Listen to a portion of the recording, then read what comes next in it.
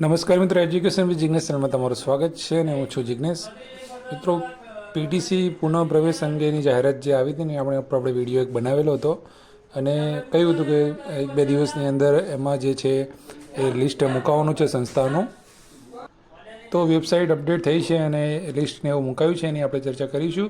તો એના માટે સૌપ્રથમ તમારે જવું પડશે, અહીંયા ઇન્ટરફેસ છે વેબસાઇટનો KDP ગુજરાત government.in આ વેબસાઇટ ઉપર આપણે લોગિન કરવું પડે અને ત્યાં લોગિનમાં જઈને તમે મેનુમાં જશો અને મેનુની અંદર પીટીસી કોલેજ લિસ્ટ એવું લખેલું હશે અને એના ઉપર તમે ટચ કરશો તો આ પ્રકારે એનું આખું તમને જોવા મળશે. એમાં અલગ અલગ બધું આપવામાં આવેલું છે. પહેલું કરેલું છે કે DLED પુનઃ પ્રવેશ જાહેરાત વર્ષ 2025 અન્વયે 25-26 અન્વયે સંસ્થાઓની યાદી આપેલી છે. તો જે પણ કોલેજો છે એની યાદી આપેલી છે અને DLED સંસ્થાઓ માટેની સૂચનાઓ આપેલી છે. પ્રાથમિક શિક્ષણ ડિપ્લોમા પ્રવેશ એટલે કે DLED જે પીટીસીનું આધુનિક નામ છે એનું પ્રવેશ ફોર્મ આપ્યું છે અને સંસ્થાએ પ્રદર્શિત કરવાની જાહેર નોટિસ આપી છે અને સંસ્થાએ રજૂ કરવાનું સોગંદનામું આપેલું છે. અને આ બધું જ જે PDF સ્વરૂપમાં છે તમે ડાઉનલોડ જે છે કરી શકો છો. તો એની આપણે વાત કરીએ થોડી ઘણી તમને. તો અહીંયા સૌ પ્રથમ વાત કરીએ કે સંસ્થાઓની.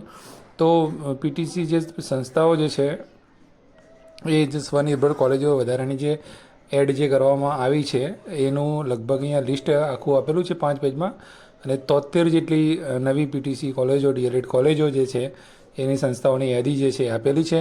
યાદી એટલા માટે આપેલી છે કે યાદી જોઈને તમે તમારા આસપાસની કે તમે જ્યાં પણ એડમિશન લેવા માગતા હોય ત્યાં જઈને ફોર્મ તમે ભરી શકો છો. અહીંયા અમદાવાદની તમે જોઈ શકો છો કે 8 જેવી કોલેજો છે, બરાબર છે. અમરેલીની 2 છે, એક આણંદની છે, 4 બનાસકાંઠાની છે, એક ભરૂચની, ભાવનગરની, છોટાઉદેપુર, ગાંધીનગરની છે, 4-5 કોલેજો. બધી જિલ્લા વાઇઝ લિસ્ટ આખું આપેલું છે. તો એ તમે એ પ્રમાણે જોઈને કરી શકો છો. તો પછી જે છે એ DLED સંસ્થાઓ માટેની સૂચના છે એ પણ એની અંદર બધું આપેલી છે કે સંસ્થાઓમાં એ લોકોએ કઈ રીતે કામગીરી કરવાની છે એ માટેની બધી સૂચનાઓ જે છે એ પણ અહીંયા PDF સ્વરૂપે જે છે એ આપેલી છે. ત્યારબાદ આપણે વાત કરીએ પ્રવેશ ફોર્મની. તો જે પ્રવેશ ફોર્મ જે છે એ પ્રવેશ ફોર્મ જે રહ્યું એ પ્રવેશ ફોર્મ જે તે આપણે પીટીસી કોલેજ જે તે જગ્યાએ તમે જશો ત્યાંથી તમને આપશે. તો એ પ્રવેશ ફોર્મ જે છે એ પ્રવેશ ફોર્મ આ રીતનું હોય છે. પ્રાથમિક શિક્ષણ ડિપ્લોમા ઉપર લખેલું છે એ રીતે. અને જે પણ અહીંયા વિગતો જે છે ઉમેદવારનો પાસપોર્ટ સાઇઝનો ફોટો છે, જે તે સંસ્થામાં તમે ફોર્મ જમા કરાવવાના હોય એની વિગતો લખવાની છે, એનો કોડ ને બધું જે લિસ્ટમાં આપેલું છે એ પ્રમાણે તમારે લખવાનું હોય છે. અને ઉમેદવારની વિગતો બધું આ ફોર્મ જે છે એ તે સંસ્થામાંથી તમારે લેવાનું છે અને આ ફોર્મ જે છે એ તમે લઈને પછી ભરીને જે તે સંસ્થામાં તમારે જમા કરાવવાનું છે. અને ત્યારબાદ જેટલા પણ ફોર્મ આવે છે ત્યાં અને સામે એ કોલેજને જેટલી બેઠકો ફાળવવામાં આવી હોય એ પ્રમાણે જેટલા ફોર્મ હોય એ પ્રમાણે એક મેરિટ યાદી બહાર પાડવામાં આવે છે અને મેરિટ યાદીના ધોરણે જે છે એ પ્રવેશ આપવામાં આવે છે. તો એ પ્રવેશ આપવામાં આવે છે અને એમાંથી પછી સિલેક્શન થાય છે અને તમે એમાં આવી શકો છો. તો આ જે પીટીસીની જે પુનઃ એડમિશન માટેની જે પ્રક્રિયાની વાત હતી એ આપણે જે તમને જાહેર કરેલું હતું વાત કરેલી તે પ્રમાણે વાત કરી.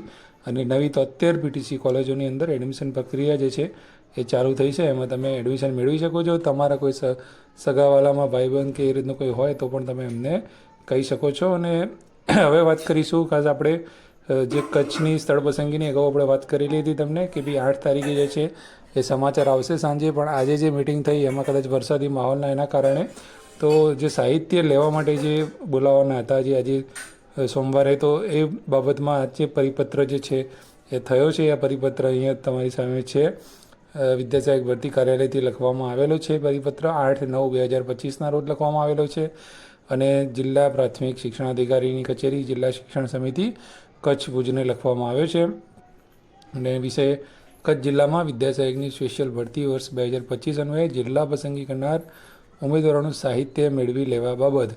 અને ઉપરોક્ત પણ જણાવવાનું કે કચ્છ જિલ્લા વિદ્યાસહાયકની સ્પેશિયલ ભરતી જે છે એ 18/8થી લઈ અને 3/9 સુધીમાં પસંદગી પ્રક્રિયા પૂર્ણ થયેલી છે. અને આપણા જિલ્લા સમિતિની પસંદગી કરનાર ઉમેદવારોનું સાહિત્ય જે છે એ 10/9/25ના રોજ બપોરે 1 કલાક વિદ્યા સહાયક ભરતી કાર્યાલય સુવિધા કચેરીની પાછળ, એટલે કે જે આપણું વિદ્યા સહાયક ભરતી બોર્ડ જે છે ત્યાં આગળ જઈ અને આ સાહિત્ય જે છે એ મેળવી લેવાનું સમિતિને જણાવવામાં આવેલું છે. તો ત્યાંથી હવે જે સમિતિને સાહિત્ય આપી દેશે, તો સમિતિના કર્મચારી જે છે એ 10 તારીખે સાહિત્ય લઈ આવશે અને 10 તારીખે સાહિત્ય જે છે એ જિલ્લામાં પહોંચશે અને પછી જે છે હવે સ્થળ પસંદગીનો જે છે એ પરિપત્ર નિયામક કચેરીથી એમને કરી દેવામાં આવશે. એટલે કે હવે ખૂબ જ ટૂંક જ સમયમાં જે છે આ પ્રક્રિયા પૂરી થઈ જશે. એટલે ઘણા મિત્રો આજે મેસેજને એવું કહેતા કે તમે કહ્યું હતું 8 તારીખે સાંજે અપડેટ આવશે, તો શું હતું? તો આજે 8 તારીખે આ વસ્તુ નક્કી થઈ છે. તો હવે 10 તારીખે સાહિત્ય તમારું જશે. અને હવે વાત કરી લઈએ કે ઘણા ઉમેદવારોને કન્ફ્યુઝન હોય કે સાહિત્ય શું છે, સાહિત્યની અંદર શું હોય છે. તો સાહિત્યની વાત કરી લઈએ તો સાહિત્યમાં જે તમે જિલ્લા પસંદગી વખતે તમે ગયા ત્યારે ત્યાં તમને જે પસંદગી પત્ર આપવામાં આવ્યો એ 2 પસંદગી પત્ર હોય છે.